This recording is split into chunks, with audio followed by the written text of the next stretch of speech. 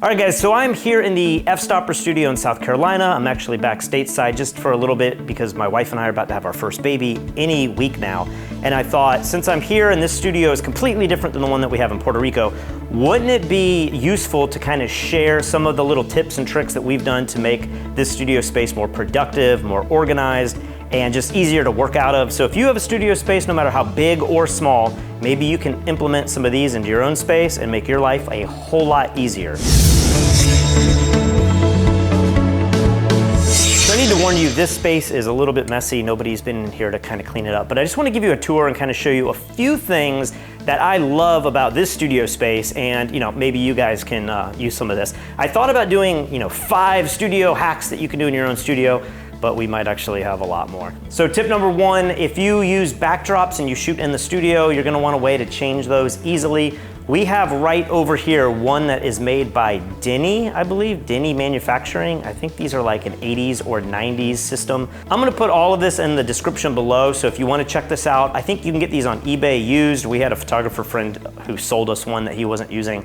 But what I really like about it is it's all automated. It's a total pain in the butt to install on your ceiling, but once you get everything running, check this out.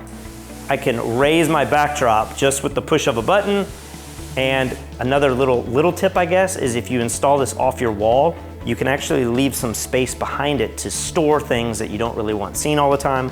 Most of the time, I keep this backdrop system down all the way so that you can't even tell that that's there. The backdrops that we use are made by Gravity backdrops. They give you these kind of hand-painted looks. If you want to check those out, we'll put a link in the description as well. Of course, I also have different paper rolls. So you're gonna need a good backdrop system. If you can get an electronic one like this, I would highly recommend getting one. All right, so you're probably saying, but Patrick, I don't have huge backdrops. I don't have a lot of space. I'm not gonna spend $1,000 on a backdrop system.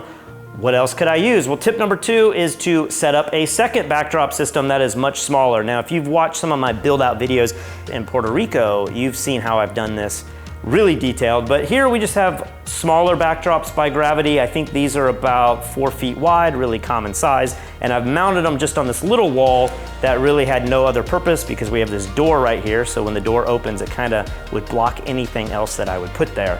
So got 3 different backdrops here. They just are manual, so I have to go over here and pull the chains.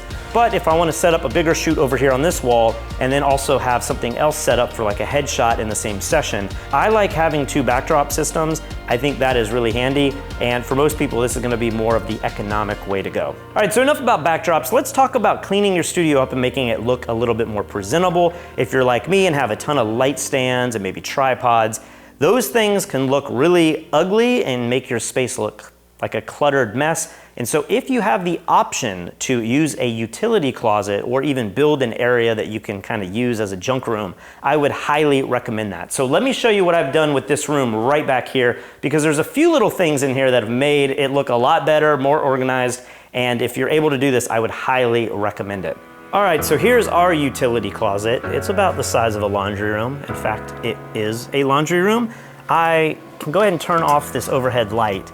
And one thing that I did that was kind of cool was I put all of these backlight LEDs that are on a motion sensor. So if I come in here and I just kind of wave my hand, you can see everything is backlit, which gives it kind of a cool vibe. And then if you really need to get stuff done, you could just turn on the light and it gives you a little bit more light to see everything. But let me go ahead and turn this off because it looks way cooler, right? So one thing that's really nice about having a utility closet is you can create a charging station where all of your batteries and everything are all in one place. They can all charge here.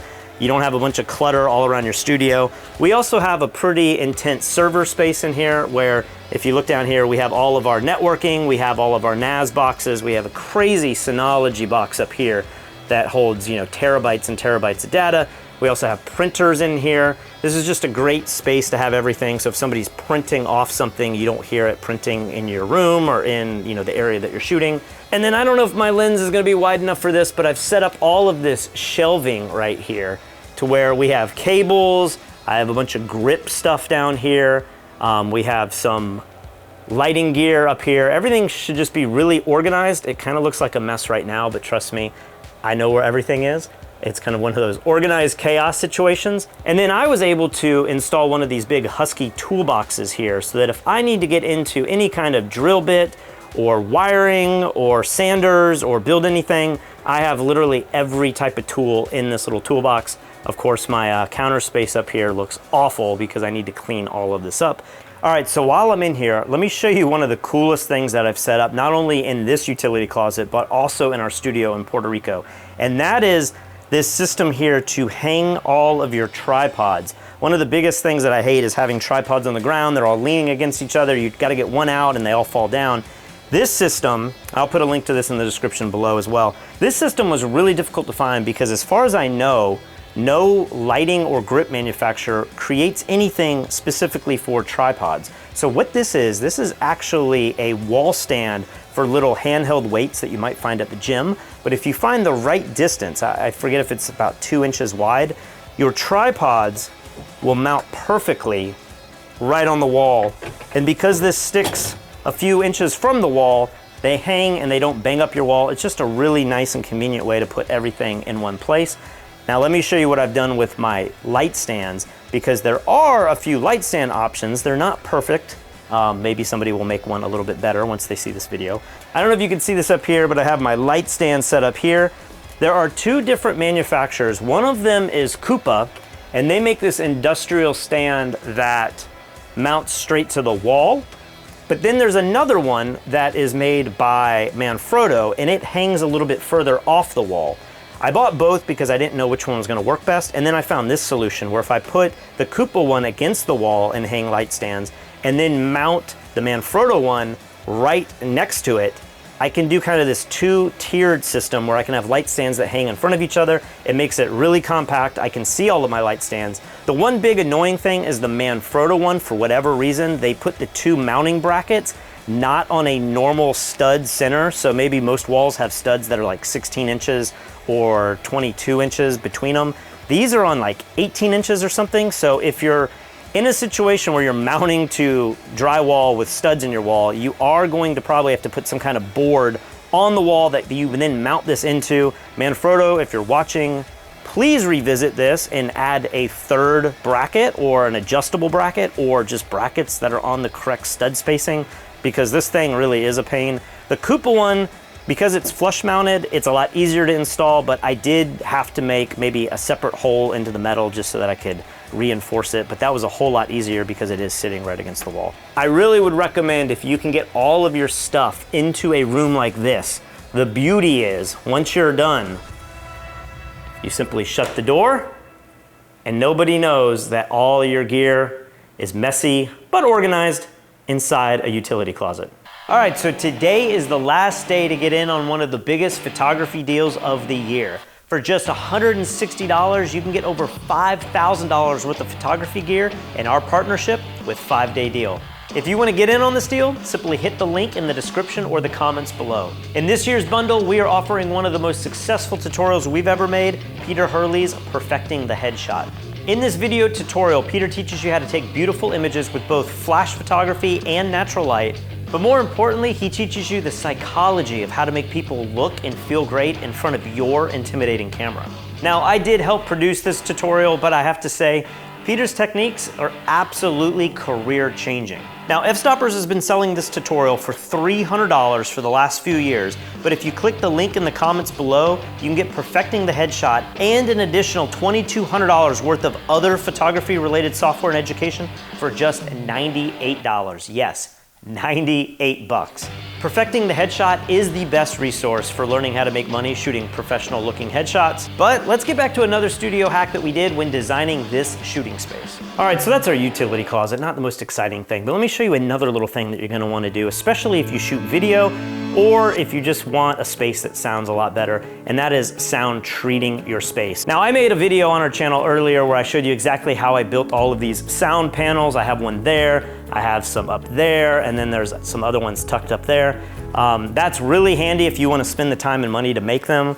They look really good and they offer kind of a professional solution. But another little tip, if you have hardwood floors like I have in this space, is to get really big rugs. And the rugs are gonna help kill some of the sound. You can see down here, we have a runner that just gives it a nice appearance so that you can go from the main door into the other studio space.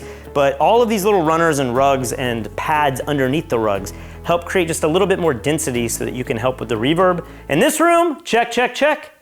It's not perfect, but this space is also really large. We have, 18-foot ceilings in here and room for a lot of reverb. So if you're the type of photographer who's also filming and doing video productions, or if you're a YouTuber and you like to record audio for your YouTube channel, definitely work on soundproofing. So curtains, rugs, and if you really want to get professional, do some of these panels. It's going to make your space look great and sound excellent.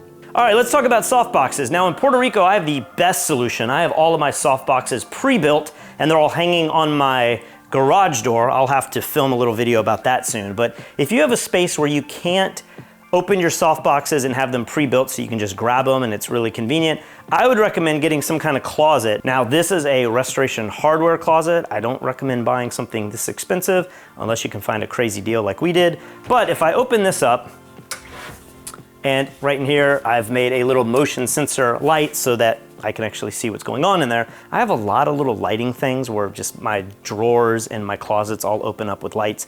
Super convenient, especially if you have a dark studio with no natural light.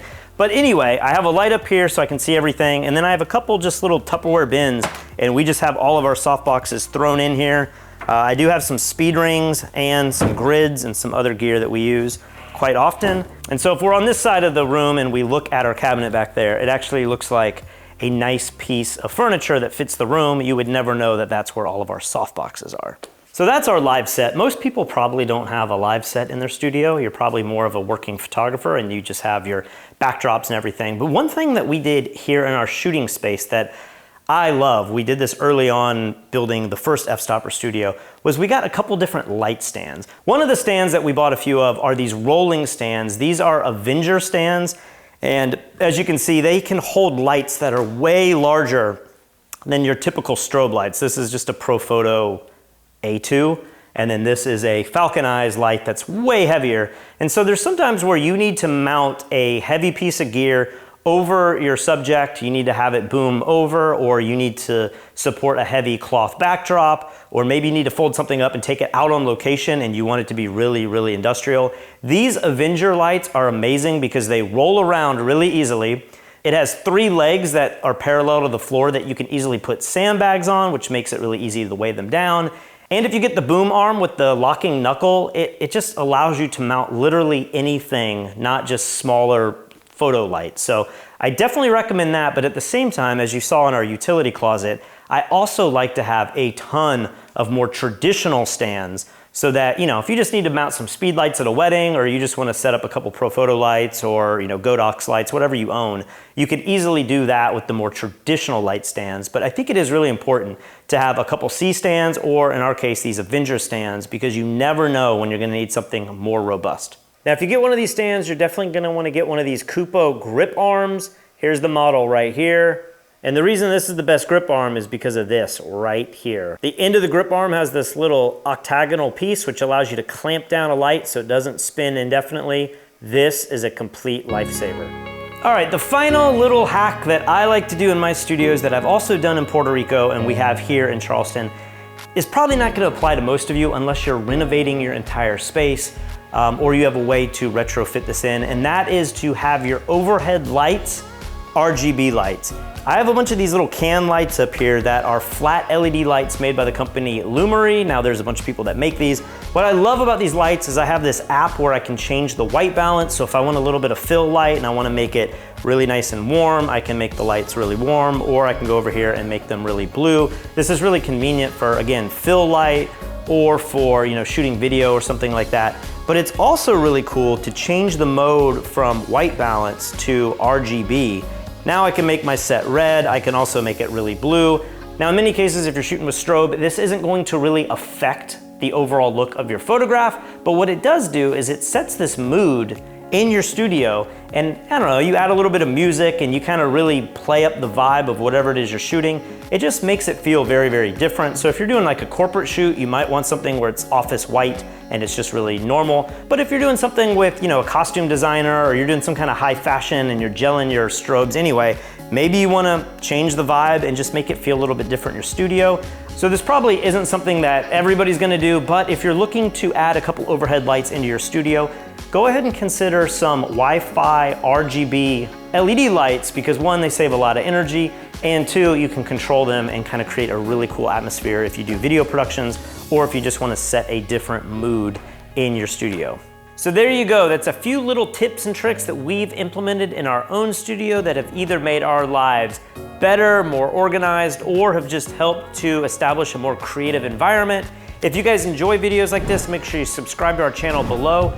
Also head over to fstoppers.com/store if you want to check out our full-length photography tutorials. And if you want to take advantage of the 5-day deal, I believe today is the absolute last day. Go to the link in the description. You can get Perfecting the Headshot by Peter Hurley. I will see you guys very, very soon.